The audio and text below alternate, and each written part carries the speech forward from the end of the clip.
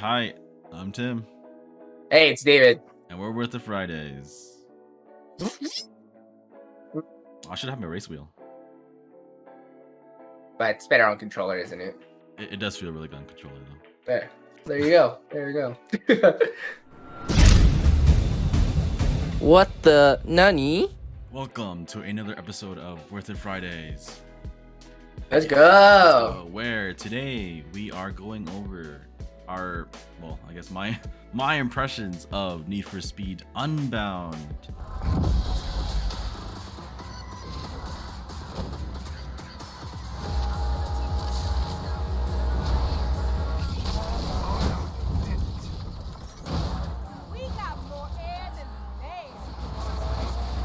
I pre-ordered Need for Speed, and I didn't realize that they also let you play a little bit early if you got the Palace Edition. So I got to play a little bit, just not that much compared to I think what you viewers will probably see online right now.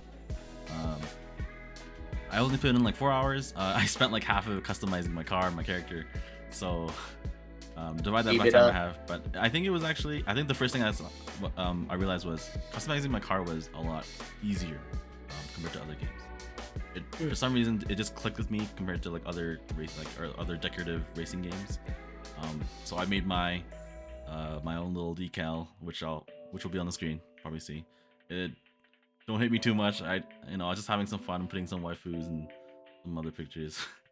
Waifu is life. Yeah. It is life. So it's fun to play around with, and it was actually cool. I can see how like some people can just totally get into it, just making decals. So props to you, decal maker. You guys are the best, honestly. The other half was the character creation, which was, there's more to it than like their previous Need for Speed games. Yeah, I've played Heat, which is their most recent. I haven't played some other ones. I don't know about you as well. I just played Underground 2 on the PS2, and then Hot Pursuit on Xbox 360. Nice. Yes. So these Need for Speed games they kind of dropped their reputation after like even like after Underground. I think Underground was like definitely the peak. Yeah, it's kind of hard. Like that's the only game that really stuck out to me as a Need for Speed game. So yeah, I think even looking back at like reviews now, like for like previous Need for Speed games, like they were never really that great. Like even Heat, as much as I love Heat, I never put a review, but Heat was good. Like after all the updates, obviously. So now Need for Speed Day 1. Unbound Day 1. I started the campaign, and wow. Me comparing it to Heat, they literally implemented like a lot of quality of life stuff from Heat, from what I've noticed, into Unbound, which is great. This Heat system is persistent like on daytime, nighttime. So like you're doing races, you have to run away from cops. That the whole general like cops versus the player feels great. Classic like Need for Speed stuff. What's really surprised me for like a beginning race, like getting into like your first race, the racer AI it's hard.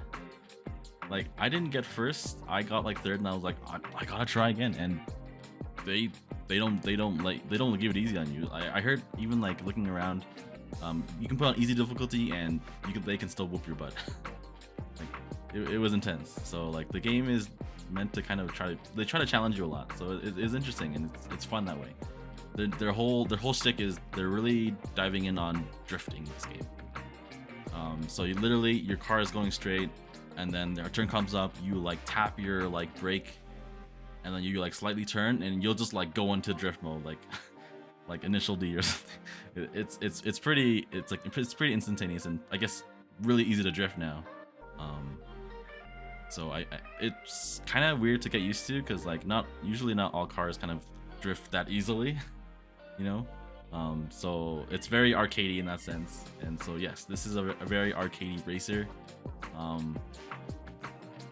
No, like added with the fact that like they also added up these whole bunch of stylish like visual effects on the cars.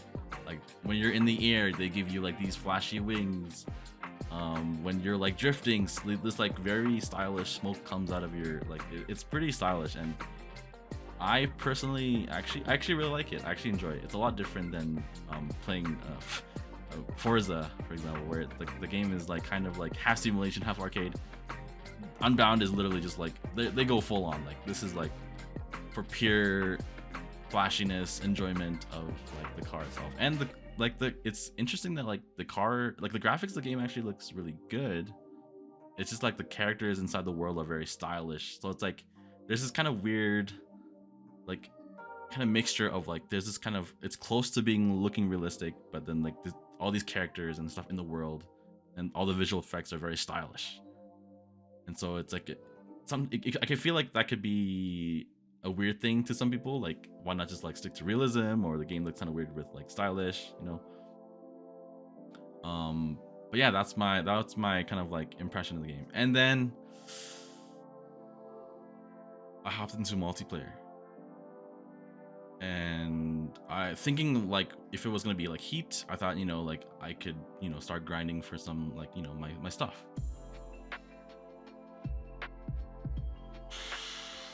Yikes.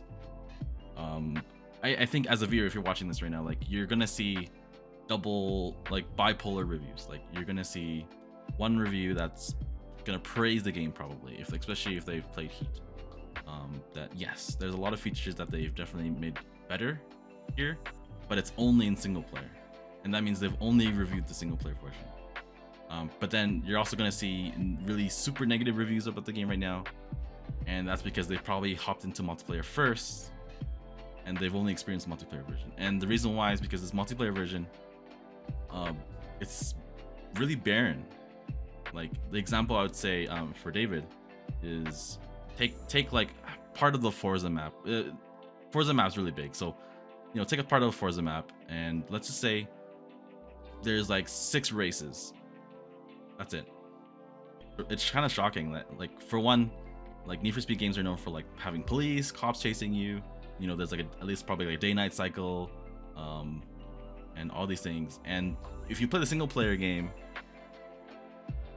wow, crazy. I want to like, I'm excited to like hop into multiplayer. You hop into multiplayer, literally only daytime right now. Daytime, no cops, like, and like very limited amount of races. And also the weirdest thing is too is progression from single player and multiplayer is different. Like in Heat, you had like, you were forced, I guess some people hated this, but you were forced into a multiplayer lobby, but you could play your single player stories inside the multiplayer lobby. This is like, they separated the single player and they separated the multiplayer completely different. So any cars you had in single player, goodbye, gotta collect them again. And so right now, if you just want to play multiplayer, it's a grind fest, because you are playing the exact same like 5 to 7 tracks, and you're only making like maybe like what, 20k per race if you're first. And cars cost a lot, right? Cars cost like especially if you want your S tier cars, you want like your super cars, you want like, you know, like 100k, 200, 300k, probably more. So it's a grind. And then not only the fact that in multiplayer mode they took out AI races, so you have to play with real players, and lobbies are like 16 players maximum, and from what it seems like right now is nobody's like playing with each other.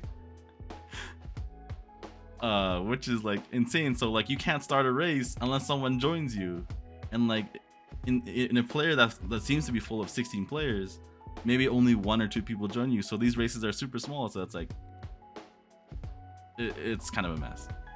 I hope they change that. So if you play this for single player, I agree with the current like reviews right now. Single player, you're gonna have a blast. Multiplayer, you're not gonna have a blast. So yeah, that's my impression. And the game is $90 right now, I think. Yeesh. For Yeah. something like that, eh? It's I mean, these next gen games aren't cheap anymore. Yeah. But what's the frame rate? Performance handled decently well, I think. Okay. It wasn't pushing like the frames that I would want to have. Like I have a 144 hertz monitor, but I'm only pushing like maybe 100. That's still better than Gotham Knights, unfortunately. Sorry, Gotham Knights. It's still, the shade is still there. But yeah, it's decent, so it's not like noticeable. I mean, I seem like I can't really tell between 60 to 120. It's not like it's like crazy to bring or anything. So it has that going for it at least. I do like playing solo single player mode with a good decent story. Like that's why I played Hot Pursuit and then I played Underground 2. It had a decent storyline. So I think it's worth it if you're gonna go more heavily on single player. But if you're just going to go in for multiplayer, I'll probably be like, no, I don't think it's worth $90.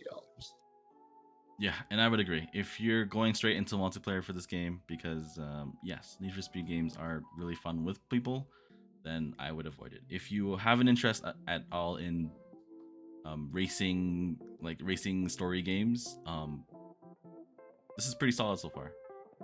The style looks good. If you're not interested in like the whole aesthetics, like style-wise VFX, you can turn that off. It is an option. You can just have that off. But What? Really? yeah, But the whole game is all about that. I know that's like all they advertise too. But it is you can turn it off in a sense, but I think you will get the most enjoyment if you have all those effects on. It just, I don't know, I like that. It makes the game really unique in that sense. So, because otherwise, like, yo, just you have Forza or something, you know. You have Gran Turismo if you want like a realistic, really looking game, and like Gran Turismo is good. So I mean, yeah. So so that's our impressions, or I guess my impressions of Need for Speed Unbound. Whether or not you get the game, let us know. We're always interested to see what our people are gaming, what people are gaming, what people are playing, and I mean, it's you guys are like the community that you guys like show to us is that, like, you know, you guys are helping each other out with sales, just like helping each other out with any problems with the game and stuff that you currently bought, or just letting us know that, hey, you got this game on sale. Nice. Like that is worth your Friday. You know, it's worth the weekend, and games should be for fun. Exactly. Should be for fun.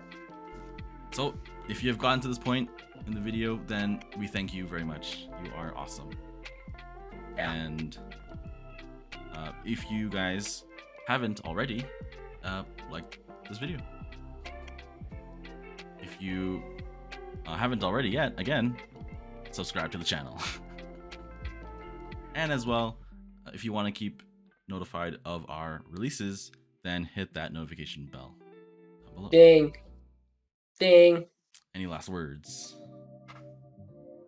Well, you can definitely join us on our Facebook page and Instagram account, or follow that account there to really, we just upload, like, not the review itself, but just kind of let you know, like, hey, the video's up if you haven't clicked the notification bell. But yeah, you know, final words is I was surprised how this game trailer came out so quickly, and then within like 2 months, like, it's coming out in 2 months, you're like, wow. And my opinion of it is, most Need for Speed game I've seen, the score is really low. Even though I'm a huge fan of Need for Speed and arcade style, it's just low scores. And most of the time, these prices of these games do go down pretty quickly, in my opinion. So wait, but hopefully they update the multiplayer to justify, like, yeah, my bad, it's a launch, but we'll add more stuff. I mean, good. At least the game's not broken. At least not too broken. You're right. At least it has that. Other than that, take care, guys. Enjoy your Fridays, and hopefully we'll get back to you soon on the review of this game. If it's that good or not. Take care, guys. See ya. Bye.